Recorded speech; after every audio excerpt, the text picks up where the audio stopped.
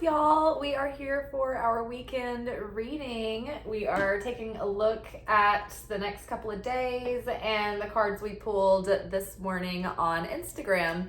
So if you want to follow me there, I am under Liz_Taylor_Magick, and you can see these posts on Monday, Wednesday, Friday, earlier in the day before the videos go up. My internet has been in and out, and they've been working on it the last couple of days, so my uploads have been kind of erratic and spotty. So if you want to turn on notifications, you will be notified when the videos upload, in times of like full moon and new moon workshops. That's kind of more time sensitive, I guess, but otherwise you guys will just probably check in and see them when you see them.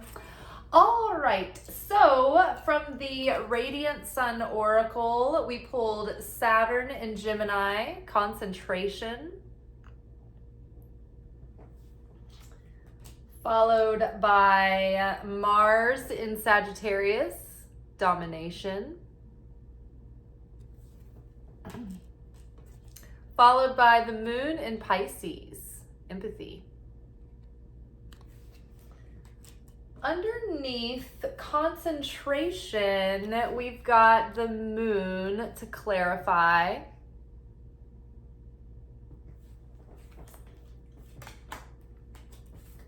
Underneath domination, we've got the Fool.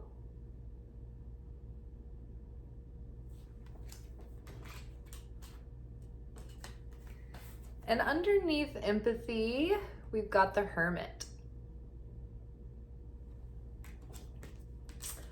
All right, so overall, I feel that this week has been about overcoming our opponent in some very specific ways that are acting as the main blocks to moving forward and up-leveling in our life and seeing the fulfillment of certain manifestations.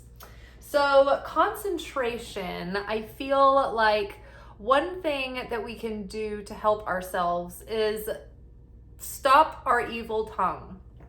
Evil tongue, creating division and separation, idle gossip, talking about someone when they're not there, even sometimes if it's positive, because you can elicit negative attention from someone else. There's a lot of like weird intricacies with that. So it's like less is more when it comes to talking. And and then also, speaking negatively about your own life, complaining, like anytime, our mouths are so powerful that negativity is passing through them, there is like sort of a spiritual credit card interest attached to it. It creates negativity and chaos. So one thing that evil speech does is it takes away our abundance. And we don't want that to happen. So in order for, some of these things to really, for instance, energy is gathering around us. A lot of opportunities and things want to come through, and I feel them pushing up against the edge, and they're starting to little bits and little bits. And so the opponent is going to be there. It loves our energy. It loves to get us riled up and worked up, and it loves to take our opportunities and anything that it can. So anything that the opponent, the adversary, can do right now to trigger you, to get you popping off, to get you running evil tongue, is going to allow the opponent to still that energy that would have been your miracle, your manifestation, your blessing. So one thing is at least like zip those lips, right? If it's not nice, don't say it. If you can't say something nice about someone, don't say anything at all. Is that the saying? So yeah, loose lips sink ships. Also, learning to focus and hone in our energy and attention right now. There's so many things that could distract us, including, in the midst of being provoked by our opponent, we could be, easily distracted by impetuousness and reactive behavior. The opponent also wants to provoke us into our reactive responsive behavior, because that also allows the opponent to steal those points away from us. So, what's happening right now is we've been doing deep inner work. And the full moon in Leo is bringing up a lot of revelations and aha moments about the things that have been in our subconscious that have been driving us, right? Maybe things that we were unconsciously fearful of or anxious about. Maybe there was low level pain we haven't been aware of. But either way, there are limiting beliefs and societal programming and maybe other people's projected beliefs on you that are coming up finally into your awareness, and you're being able to see this. And so the reason why you're being able to see it is because the opponent is using the people around you in their unconscious moments to provoke you and to push your buttons and to pull your strings. And so there's this beautiful duplicity going on, that the universe is offering you an opportunity to either earn points or lose points in the situation. When you're triggered, it can be an opportunity. If you resist the urge to pop off and react and behave reactively, then and it's not always anger and temper, right? Sometimes it's getting depressed or losing hope. Sometimes it's, doing an impulsive numbing behavior like impulsive shopping or drug use or overeating, or, maybe you are a stock trader and you're very impulsive and emotional all day, up and down. And every time the market changes, so do you. And so you're not making really great long-term investments. You're not, you're being thrown around by the volatility. So things are coming up from the subconscious and presenting, and we're like, oh my God, the more we clearly identify these patterns, the less power they have over us. So of course the opponent is like, no, I don't want them to see the trigger and then pause, not do the reactive behavior, but instead watch myself. Okay, what is my default go-to? What is my first reflexive response in the situation? If I can pause but observe myself.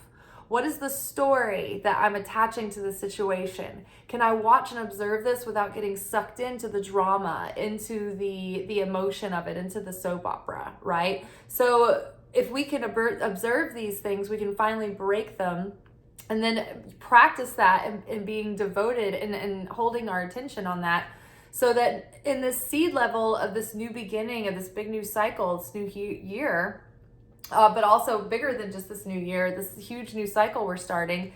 It's like, this is the seed level. This is what we're planting our new beginning with. So our mindset, our consciousness, our energy, our focus is important right now. And we could be transmuting a lot of darkness so that we don't carry that with us, so that we can break our patterns, so that we can, move beyond our limiting beliefs and be unencumbered by those moving forward, right? But we have to be willing to look into the face of that discomfort of what is holding us back.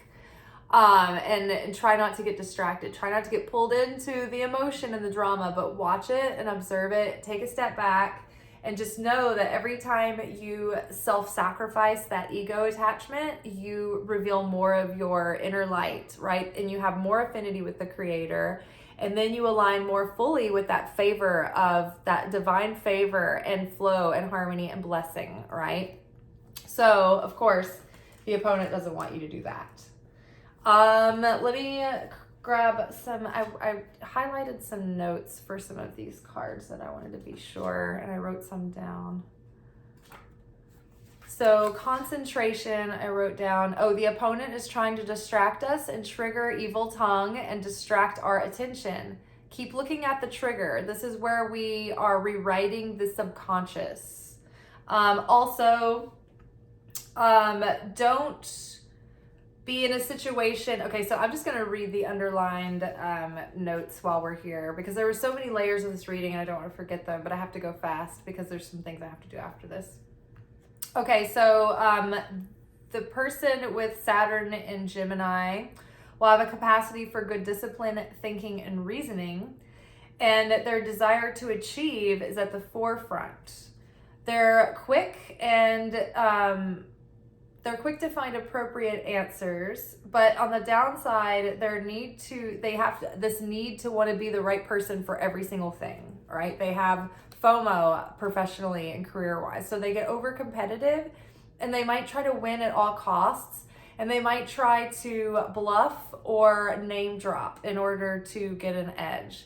An example of this would be like if you fudged your resume, or like if somebody else is being kind of put up for a position and you're not even that interested in it, but you're like suddenly so provoked to want to have that. Or maybe you're experiencing someone in your life that's all, that's like that. And so, you're finding yourself in a situation where it's like, because there's some other energies in this reading that suggest that there's like a domineering energy in your life. And part of our main theme here, I think the thing that's coming up from our subconscious for the healing, like the most prominent thing specifically to this reading, is our tendency to be empathic and overly sensitive to the needs of everyone else at the expense of our own, and to the degree of self-abandonment that has resulted in like deep underlying long-term chronic resentment. And so I think that's what's coming forward. So I think we're seeing through where other people have imposed their beliefs or their, things on us. So let me,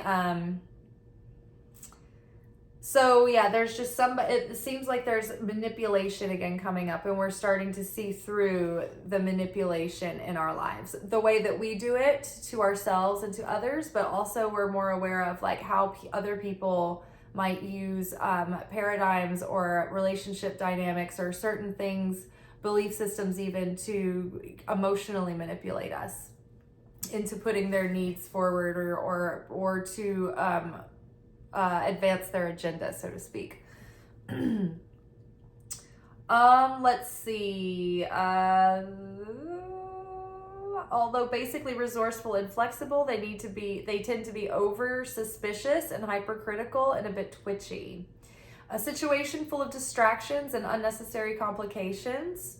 Only by keeping conscientiously to the essence of the matter will the questioner arrive at successful conclusion. So again, it's like stay focused on, the big picture goal, right? When your ego is like inflamed and you want to reach for this action or behavior that's going to make you feel instantly gratified, remember, stick to your path, right? Don't go by your feelings.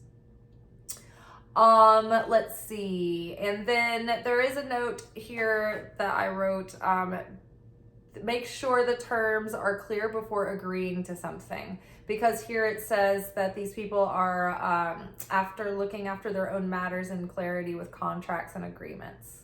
That's important to them. So make sure before you agree to something that the terms and conditions are laid out clearly.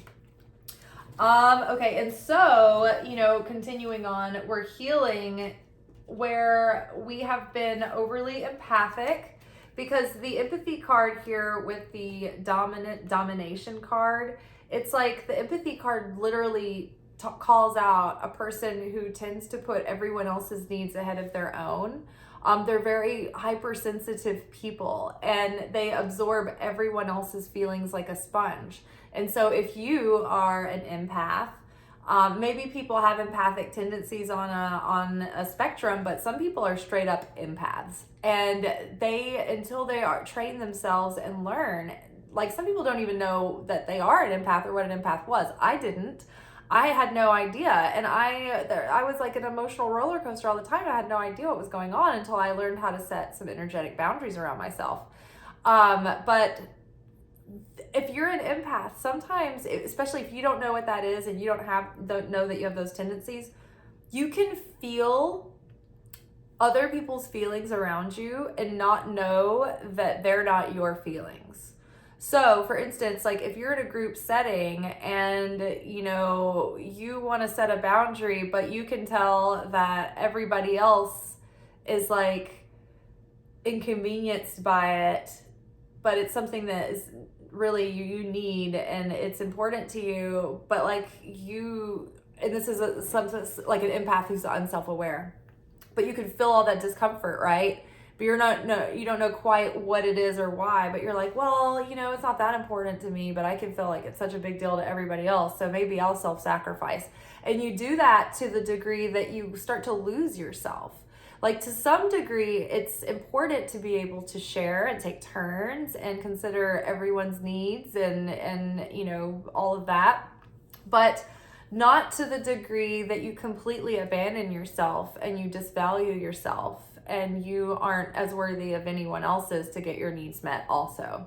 So when people have this empathic gift, it makes them very good at being understanding with people and reading into their motives and understanding how they feel about things. So people come to them to talk about things and whatnot. But also on a subconscious level, people with a more predatory personality will sense and smell weakness in these people and then target them as like sources to feed off of, essentially, like hosts for parasites. It's like energy vampires, right? So they're like, oh, I want your resources, so I'm going to manipulate you into doing what I want to do. I'm going to make put a guilt trip on you very subtly or whatever.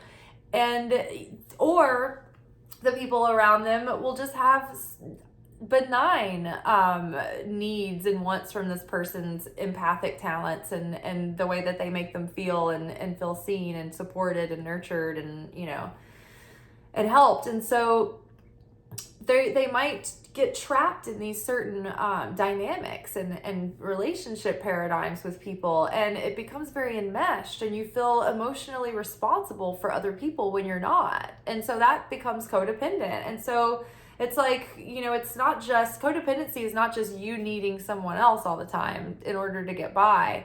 It's sometimes other people always needing you and you feeling like you have to be the savior complex, right? There's all kinds of codependent relationship dynamics. Sometimes they are, very needy person and not as needy, equipped person giving their resources to the needy person. Sometimes it is, well, I'm going to be the one who everything is centered around my storyline and everybody else is going to be the supporting cast. It's always about my thing, right? Like, it's I'm always this and you're always that relationships, right? Where they're not equal. They're very laid out in a caricature way where it's very clear that I play this role and you play that role. Those are codependent relationships. So we are learning to move past this. We are, setting out on this new journey, and we're trying to offload ourselves of the baggage. So the fool is someone who's been born again, and they're setting out on a new journey, on a new adventure, and they're taking risks, and they have to trust, and they're not taking a lot with them. They're not taking all their old baggage along with them, right? The dog here is their instincts and their joy and their happiness and their ability to let go. And but sometimes, those instincts and those animal-like impulses will get you into risky situations that'll go too close to the edge, right? So it's a fine line to walk. But the fool, goes forward unencumbered by old fears and insecurities and old baggage, right? So it's in this situation, in order to really move forward in a fresh new start, in a new direction, we have to get out from under other people's beliefs that have been imposed on us, other people's projections on us that have caused us to hide certain parts of ourselves and put pieces of ourselves in the shadow, right? Because we feel guilty for those needs, or shameful for those personality aspects in ourselves. Overcoming limiting beliefs, overcoming impetuousness. Getting out from under the beliefs that someone imposed upon you. Getting out of societal programming. And also, so back to that whole, a manipulative influence in your environment. So these are some of the notes that stood out to me in the book.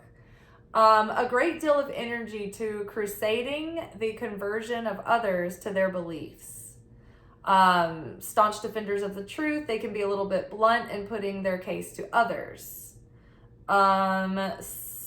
Adventure and sports are beneficial for these people. Foreign travel, very satisfactory. Active participation in some religious or philosophical cause is indicated. Negatively, this can manifest as a narrow and limiting view of life, into which the Mars Sagittarian tries to shoehorn everyone. So again, those limiting beliefs, those projections where people try to put you, into this box or whatever. A competitive instinct that is irresistible or irrepressible. The need to come out on top in any situation to the degree that it's excessive. It says that either the questioner is being pressured by someone or is applying too much pressure to someone else. Domination in a card indicates a need to stand back and detach oneself in order to see the truth of a situation. An argument over ideals, persuading others by bullying, the start of an expedition. So again, I think that this is starting off on a new journey, on a new path for ourselves. And we are liberated from, the projections of others, the expectations of others, right? If people have tried to bully us out of things or into things, right? No longer. We're going on the direction that's authentic to us, wherever the call of the divine, is leading us, right? We're following God's path that's been laid out. So that is going to require us to be true to ourselves and authentic. And so, mother healing and father healing have been coming up, but father healing was coming up to me during this because there was the distraction card, right? And the impetuousness, being easily distracted and non-committal, being easily losing focus or commitment to a specific thing and sticking with it is a result of a father wound. And it's our outer expression of how we behave and show up, right? It's inconsistent. It's not dependable.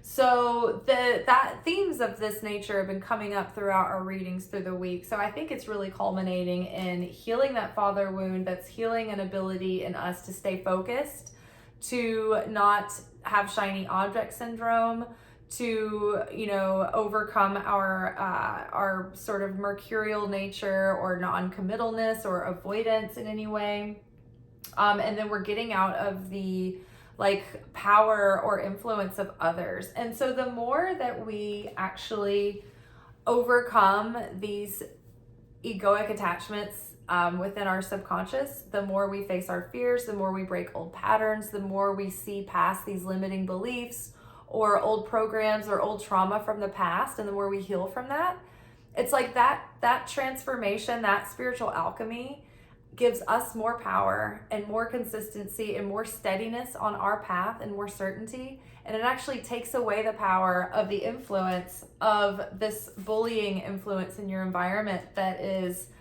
it could be coming from a lot of different sources, but it could be one negative spirit that holds this soul contract over you, that's messing with people and places and situations around you, so that it's influencing people and places and situations around you to be manipulative and be pushy and forceful and try to domineer over you, pushing you to do the work on the self. And so the more work that we do on the self, it's like we take our power back, and that has less influence over us. But literally on a spiritual energetic level, that person's negative or the group of that influence over maybe that spirit or that essence, right, that is trying to dominate and control you, it weakens the influence over that. It weakens the power. It's less effective. It has less influence. It has less effectiveness. So we are overcoming our opponent in all the opponent's bags of tricks. We're we've called out the booby traps, right? So there aren't any more. We've foiled our enemy's plot against us. And so now, you know, it's about really, this Hermit card is about going and doing the deep inner work, right? Not getting distracted and all of this, really looking deeply into all of these beliefs that have been projected on us, all the ways that we've self-abandoned because we've, you know, haven't been able to set healthy boundaries as an empath, right? We've been too sensitive, you know, and let our feelings cause us to, like, we've let our feelings control us, and that we've let our feelings cause us to be impetuous and reactive, and maybe even be too sympathetic, right? Too compassionate, to the point where we've been pushovers or taken advantage of. So, you know, now we're really becoming more aware, and we're bringing all of that into balance, and we're having a more awakened consciousness and awareness around it. But I think that is all for this weekend. I hope that you guys have a lot of amazing revelations come to light. All right, ciao.